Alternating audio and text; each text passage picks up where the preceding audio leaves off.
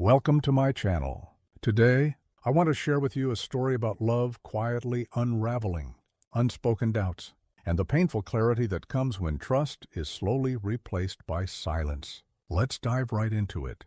I still remember the first time I saw Haley. She was leaning over the counter at a small art supply shop downtown, trying to figure out if the paints she was buying would match the warm tones of a sunset. Her hair was tucked into a messy bun. Her glasses kept slipping down her nose, and she talked to the cashier like they'd been lifelong friends. There was something disarmingly genuine about her. No pretense, no trying too hard kind of charm, just her. We met through mutual friends at a local event a week later, and I wasted no time in asking her out.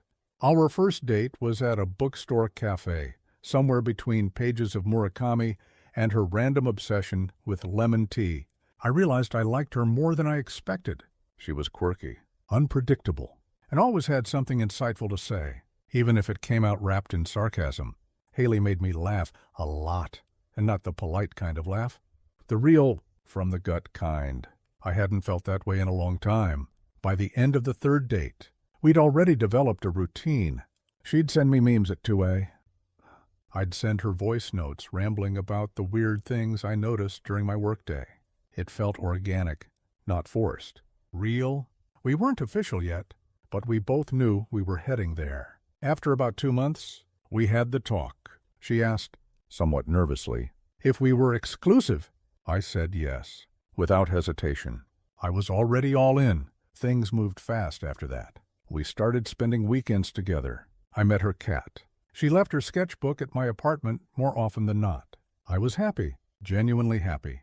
Then came Elliot. It started subtly. One evening, while she was scrolling through her phone next to me, she smiled at a message and chuckled. I asked what was funny, and she said, "Oh, it's Elliot. He always sends me the dumbest memes." I didn't think much of it. I mean, I had female friends too. And honestly, I wasn't the jealous type. Or at least, I didn't think I was. But as time passed, I started hearing that name more often. Elliot said that movie sucked. I told Elliot about our trip. He thought it was cute. Elliot sent me a playlist for work. It wasn't what she said. It was how often he came up. Every week, sometimes multiple times in a single conversation. I asked her casually one night, "You and Elliot talk a lot." "Huh." She shrugged. "Yeah, he's one of my best friends." Something tightened in my chest. "Were you two ever a thing?" She looked me straight in the eye and said, "No, never. We've been friends since college. He's like a brother." "Honestly? He's more into the guys anyway." I laughed, relieved. "Okay, just curious." And I left it at that. But I wish I could say that was the end of it. One Sunday morning, I was lying in bed while she was in the shower. Her phone buzzed with a message. Not snooping, I swear I wasn't. But the name Elliot popped up on the screen with a heart emoji. I felt weird, not angry, not even suspicious. Just unsettled. It was the emoji. Something about it felt off. Not that a heart meant anything. Maybe it was just a thing between friends. But the way she talked about him, laughed at his jokes, always lit up when she saw his name. It started to eat at me. That night, as we were lying on the couch watching Netflix, I asked, "Do you think Elliot would ever date you? If he weren't, you know." She raised an eyebrow. "If he weren't..." "What?" I hesitated. "Gay." She stared at me for a second before bursting out laughing. "He's not gay." "Ryan," my stomach dropped. "Wait, what?" She paused the TV. "Why would you think that? You said he's more into guys." She looked confused. I said he has a lot of guy friends. I never said he was gay. I replayed the moment in my head, trying to make sense of it. Maybe I had just assumed. Maybe I heard what I wanted to hear. I stayed quiet. She looked at me for a moment longer, then hit play on the show again. But I wasn't watching anymore. That night, I couldn't sleep. My mind was full of questions I didn't want to ask. Why didn't she clarify before? Why the heart emoji? Why was he always there? I wasn't even sure what bothered me most.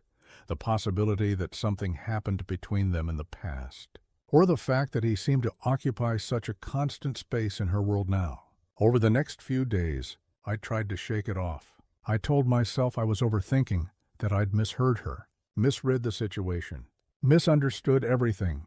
Elliot was just a friend. Friends send each other playlists and memes and heart emojis, right? But doubt has a way of creeping in when you're not looking. It doesn't arrive all at once. It shows up in glances, pauses, and small things that you wouldn't have noticed if you weren't already looking for them. The following weekend, Haley had plans with Elliot. Just the two of them. She mentioned it like it was no big deal. "Oh, Elliot and I are grabbing brunch on Sunday. We haven't caught up in a while." I felt my throat tighten. "Is it a special occasion?" She shook her head. "Nah, just brunch?" "He found this new place with vegan waffles." I nodded slowly. "You didn't mention it earlier." She looked up from her phone. "Do I need to?" "No," I replied quickly. "I guess not." But I hated the feeling that came after. Like I was suddenly this insecure guy, the kind who needed constant reassurance, the kind who questioned every move, the kind I swore I'd never become. When Sunday came around, I stayed home while she went out. She sent a few texts during the day, photos of her food, a selfie with Elliot making a goofy face, a shot of their matching drinks. I forced myself to respond with laughing emojis, even though something inside me twisted with each message. That night, I couldn't help myself. "So," I asked, trying to sound casual, "how was brunch?" "It was great," she said, kicking off her shoes. "We ended up walking around downtown for a bit. There was this little pop-up market. You spent the whole afternoon together." She raised an eyebrow. "Yeah. Why?" I shrugged. "Nothing. Just didn't realize it was an all-day thing." She tilted her head. "Are you okay?" "Yeah. Just tired." She watched me for a second. "Ryan, are you jealous?" There it was. The word I'd been avoiding. "Jealous?" I exhaled slowly. "Maybe a little." She sat down next to me. "Look, I get it. If the roles were reversed, I'd probably feel weird too. But I need you to trust me." "Okay. Elliot and I are close. But that's it. There's nothing romantic there." I nodded. "Okay." But my mind was still running. It wasn't just the brunch. It was the way she lit up when she talked about him. The way he was part of her day-to-day life, like a default character in the story of her world. It wasn't just that I felt threatened by him. It was that I felt excluded. A few nights later, I was scrolling through her Instagram stories while she was asleep next to me. She'd posted a boomerang of their mimosa glasses clinking together with the caption, "My person." Something inside me cracked. My person? I couldn't help but ask myself, what did that make me? The next day, I brought it up. "Hey, that story you posted with Elliot, the my person thing?" She gave me a look. "What about it?" "I guess I just thought I was your person." Her face softened, but she sighed. "Ryan, don't do this." "Do what?" "Make me feel bad for having a best friend. I'm not trying to, I feel like there's a part of your life I'm not really part of. Like he knows things about you that I don't. Like he gets a version of you that I only get glimpses of." She was quiet for a moment. Then she said, "Elliot's been in my life for years. Through everything. Breakups, losses, all of it. He's family to me. But I'm dating you. I chose you. And what happens if one day he decides he wants to be more than just family?" She looked wounded. "He wouldn't. And if he did, I'd still choose you." That should have been enough. But I couldn't stop feeling like I was standing in Elliot's shadow. From that point on, our dynamic started to shift. Little cracks appeared. Conversations felt tenser. Jokes landed with less laughter. Silence stretched longer than it used to. One night, I saw her texting while we were out to dinner. I didn't say anything, but I noticed the smile, that same soft, nostalgic smile she used to give me when we first started dating. I didn't want to be the guy who snooped. I didn't want to be the guy who made ultimatums. But I also didn't want to be the guy who sat back while someone else slowly replaced him in his own relationship. So I did something I probably shouldn't have. While she was in the shower, I checked her phone. I know what you're thinking. I became that guy. The guy who doesn't trust, who invades privacy, who lets insecurity drive him to do things he swore he'd never do. And you're right, I became him. Her phone was unlocked, resting face up on the nightstand. I hesitated. My reflection stared back at me in the black screen, eyes uncertain, jaw clenched. "This isn't you," I told myself. Just talk to her. Trust her. But trust had already started to decay, bit by bit. I tapped on the message thread with Elliot, and what I found wasn't flirtatious. There were no heart-eyed emojis, no late-night confessions, no I miss you texts. Instead, it was worse. It was familiarity, hundreds of messages, inside jokes, old photos from their college days, conversations about her dreams, her fears, her art, all things I thought were ours now. There was one message that stuck with me. Elliot, I still can't believe he didn't know you loved that stupid blueberry tea. Haley? Haha, I know. I didn't want to say anything and make him feel bad. It hit me harder than I expected. That tiny omission, that one thing I should have known and didn't, felt like a symbol of something bigger. Like she was editing herself around me, like I was the outsider in a relationship that had been running far longer than mine with her ever would. The next message crushed me even more. Elliot, he seems nice. Just don't dim your light for anyone. Haley, I won't. I promise. I put the phone down, chest hollow. When she came out of the shower, towel wrapped around her hair, she saw me sitting there on the edge of the bed. Everything okay? She asked, reaching for her lotion. I read your messages with Elliot, I said quietly. She froze. What?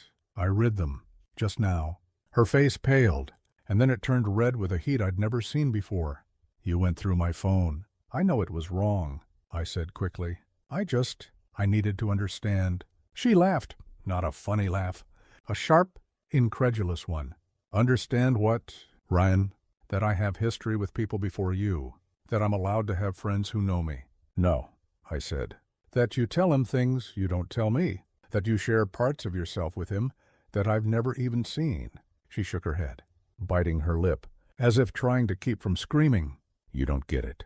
Then help me get it, I said, my voice cracking. Help me understand how I'm supposed to feel secure in this relationship when it feels like you're emotionally tethered to someone else. She sat down across from me, arms crossed tightly across her chest. Elliot has been with me through everything. When my dad passed, when I had my breakdown in sophomore year, when I almost dropped out, he was there. Do you understand how rare that is? That kind of bond doesn't just disappear because I met someone new. I nodded. I'm not asking you to erase him. I'm just asking where I fit in that picture. She looked away. I don't know. That silence was louder than anything she could have said. I feel like a guest in your life, I admitted, like I'm only seeing the curated parts. She took a deep breath. I never meant for you to feel that way. I thought I was being fair, giving you space, giving Elliot space. I thought I was doing the right thing. I rubbed my temples, and I thought I was okay. But I'm not. The air between us was heavy. Still, her eyes started to water, but she didn't let the tears fall. I care about you so much. Ryan, I know, I said. I care about you too. She reached out and took my hand, and for a moment, we just sat there, fingers tangled. Breathing synced. Then she whispered, maybe we need space. It felt like the floor dropped out beneath me. Are you breaking up with me? No, she said quickly. I need to think.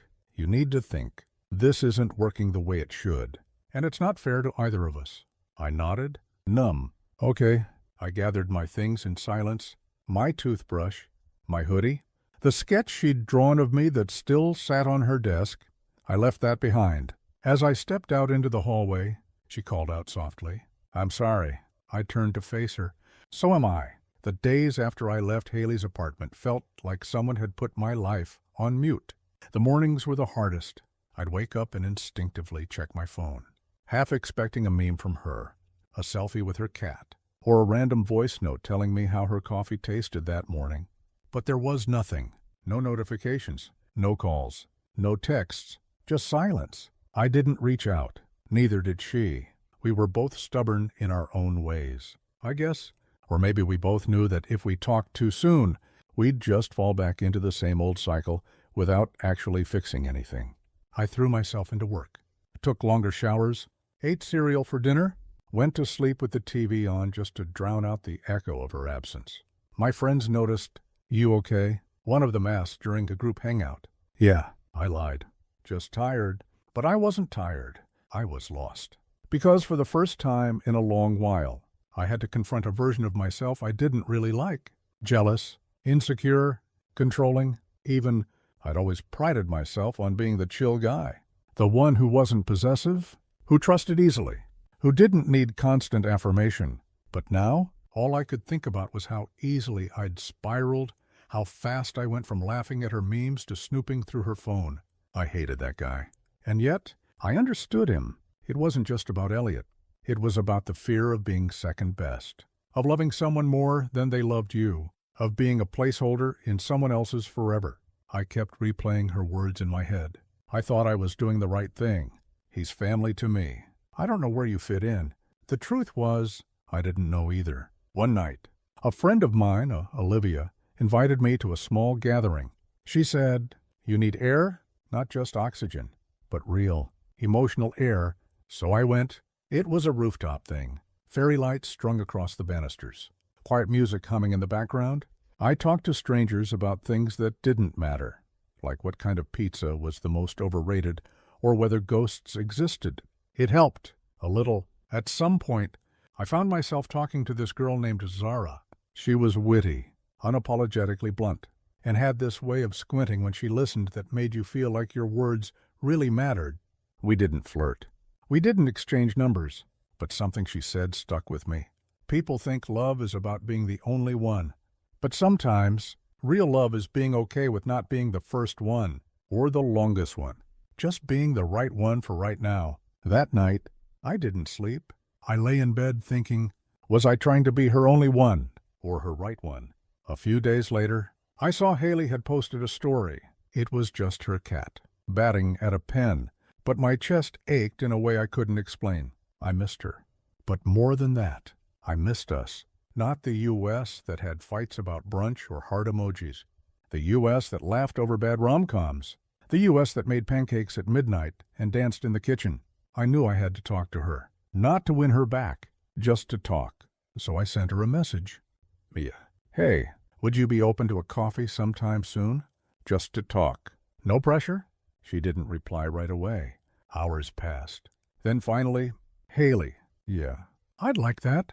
We agreed to meet at the bookstore cafe, where we'd had our first date. It felt poetic in a way, like closing a loop, or maybe starting a new one. When I walked in, she was already there, sitting at our usual spot. Lemon tea in front of her. She looked up and smiled, but it was a cautious smile, one that held questions behind it. Hey, I said, sliding into the seat across from her. Hey, she echoed. We sat in silence for a moment before I spoke. I want to say I'm sorry for reading your messages, for not trusting you, for making you feel like you had to choose. She nodded, lips pressed together. And I also want to say, I continued, that I understand now why Elliot matters to you, why he always will. Her eyes softened. Thank you, I guess. I paused. I just needed to know where I stood. She looked down at her tea. You stood right in front of me. Ryan, I just wasn't ready to fully let go of the parts of me that existed before you. I let that sink in. Then she looked up. But I've missed you. A lot. I've missed you too. She reached across the table, fingers brushing mine. Can we take it slow this time? No assumptions. No pressure. Just rebuild. I nodded. Yeah, I'd like that. And for the first time in weeks, I exhaled fully. Starting over isn't as romantic as the movies make it seem. There are no sweeping gestures, no dramatic kisses in the rain, no sudden symphonies playing as two people fall into each other's arms.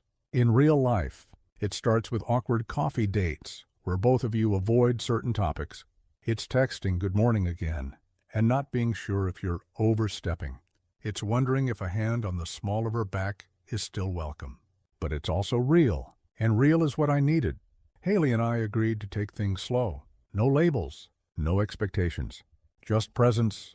We began seeing each other once a week. Sometimes for dinner, sometimes just to walk aimlessly and talk about nothing in particular. It was different, not as electric as it once was, but calmer, more deliberate, like we were learning each other all over again. One night, while we were sitting on a park bench watching ducks float across a small pond, she said, You know, I archived all my chats with Elliot. I looked at her. You didn't have to. I know, she replied. I wasn't doing it because you asked. You didn't. I just realized something. What's that? I was using him as a mirror, she said softly. Every time I felt unsure or insecure, or like I wasn't enough. I'd talk to him, because he always reflected me back in the best light. But that wasn't fair. Not to him, not to you, and definitely not to myself. I didn't say anything. I just listened. I kept him around like a safety net, she continued, and I think part of me was scared that if you ever walked away, I'd still have someone who thought I was worth something. I finally asked, "Do you still feel that way?" She looked me in the eyes. I'm trying not to. That honesty hit me hard, not because it hurt, but because it was real, unpolished, vulnerable. I appreciate that. I said, "Really?" She reached over and squeezed my hand. That night, she came back to my place for the first time in weeks. We didn't sleep together. We didn't kiss. We just lay in bed, fully clothed, listening to music, her head on my chest, my hand in her hair. It felt safe, the kind of safe I hadn't felt in a long time. But safety doesn't erase insecurity. One afternoon, I saw a comment from Elliot on one of her old posts. Something playful, flirty even. It made my stomach drop. I didn't say anything. I wanted to, but instead, I took a breath. I remembered what we'd talked about, what she'd promised, what we were trying to build. So I let it go. But I noticed, a week later, she told me she was invited to Elliot's birthday dinner. "It's just a few people," she said. I wasn't going to go, but I wanted to be upfront. I appreciated that. Still, I hesitated. "Are you planning to go?" She shrugged. "I'm not sure. Do you want to?" She looked torn. "I don't know." I swallowed hard. "Well, if you do go, I won't stop you," she smiled. But it was a sad smile. "That's not what I wanted to hear." "What do you mean?" "I wanted you to say, I'd feel more comfortable if you didn't. Not because you're controlling, but because you care." I blinked. "So you want me to tell you what to do?" "No," she said quickly. "I want you to be honest, even if it's messy." I paused, then said, "I don't want you to go." She nodded slowly. "Okay, I won't." I let out a breath I didn't know I was holding. "But Ryan," she added gently, "we can't keep avoiding this conversation. We need to figure out what we are and what we're not." I looked down at my coffee. "You're right." We sat in silence. Then she asked, "Do you think you can ever fully trust me again?" I didn't answer right away, because the truth was, I didn't know. "I want to," I said. "That's not a yes." "No," I admitted, but it's not a no either. It's a start. She reached across the table and took my hand. "Then let's start there." 3 weeks passed. We kept seeing each other, quietly rebuilding something fragile and uncertain. But if I'm being honest, something had shifted. It wasn't the same. Not because we didn't care, but because now every step forward was taken with caution, as if we were tiptoeing on glass floors, hoping they wouldn't crack again. There were moments of real joy, like the night we stayed up watching conspiracy documentaries and laughed until 3 a.m. Or when she surprised me with blueberry tea and said, "I figured it's time you learned what I actually like." Little wins. But there were also moments that made me pause, like when she hesitated before inviting me to her art exhibit, or when she mentioned Elliot had moved across the country for a new job, and she didn't seem as affected as I thought she would be. I asked her, "Do you miss him?" She didn't lie. Sometimes. It stung, but I respected her honesty. Eventually, we had another talk. A real one. No filters, no trying to spare feelings. "I think we both want to be okay more than we actually are okay," I said. She didn't argue.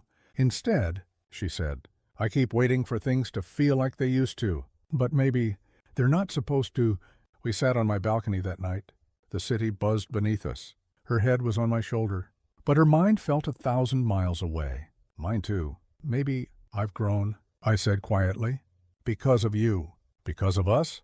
But I'm not sure this version of me fits with the version of you anymore." Her voice cracked as she whispered, "Maybe that's the point. We didn't cry. We didn't yell. We didn't fight. We just unraveled gently, like the end of a song that fades instead of crashing." She stayed the night, curled up beside me one last time, and in the morning she kissed me on the cheek, held my gaze, and said, "Thank you for loving me the way you did." I smiled, eyes blurry. "Thank you for teaching me how." Then she left. No slamming doors, no dramatic exits, just the quiet click of a lock behind her, and the sound of a chapter closing. Some time has passed since then. We haven't spoken much, just a polite happy birthday here, a random Instagram like there, she's still in my life. In that way, people sometimes are, not fully gone, not fully present, just there. And as for me, I'm okay. I go to therapy now. I'm learning to sit with discomfort instead of trying to fix it. I'm learning that trust isn't about certainty. It's about choosing someone despite uncertainty. Most of all, I'm learning that sometimes love isn't about holding on. It's about knowing when to let go and doing it with grace. So no, we didn't end up together, but I don't regret loving her, because in that messy, beautiful, fragile space between hello and goodbye, I found parts of myself I didn't know I'd lost, and I'll carry that with me, always. Thanks for tuning in to Reddit Stories. New tales drop daily drama, love, or ghostly glories. Hit like, subscribe, and ring that bell, so you won't miss the next story we tell. Got thoughts to share? Drop them below. We read them all, just so you know.